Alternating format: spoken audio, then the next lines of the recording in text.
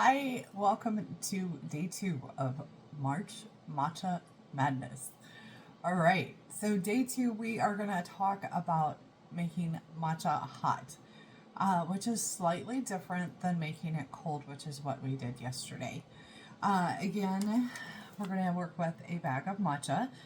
Today's flavor is sweet salted caramel matcha, which is one of my personal favorites.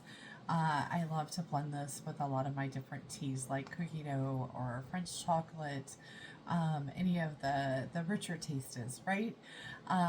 This is also excellent cold, and you will find this also in stick form. So salted caramel, of course, is green tea. Sweet matchas do have a small amount of organic cane sugar, stevia leaf. This one has also sugar in it, or excuse me, salt. Um, Now it's 5 calories and carbs is 1 gram, which is extremely low. So don't, if you're worried about the sugar content, it's not very high. It's extremely low. All right. So again, I've got a cup here, and a serving of matcha is a half teaspoon.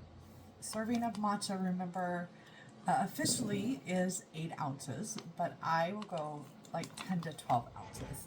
Now I'm using my matcha spoon, which is a half teaspoon, and I love it because it's nice and long and it fits in the bag without me coming out with green knuckles, which is what happens with a shorter spoon.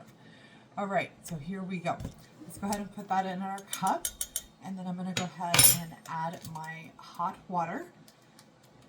Now remember, you never want to use boiling water. Hot water is fine. Boiling water can burn your matcha. Now when you're mixing your matcha, when it's hot, of course you don't want to shake it, because if you're doing something enclosed, you pop that open and that steam could burn you. So be careful.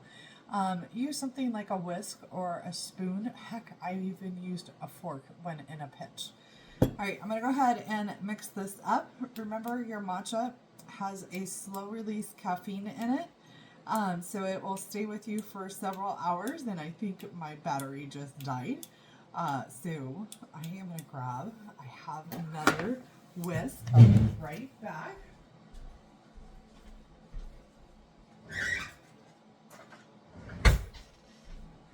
All right, try that once more. I'm going to go ahead and whisk my matcha up here. Remember, matcha has a slow release caffeine, which stays with you for several hours. It is half the amount of coffee. It has L-theanine, which creates a calm and focus in your body. It's good for things like our cholesterol, our digestive system, and, well, heck, it's just plain yummy. And it's very, very high in antioxidants. In fact, it is 10 times higher than a regular green tea because you're consuming that whole entire tea leaf. All right, cheers. Oh, let's see if this is cool enough for me to drink. I can still see some steam coming off of it.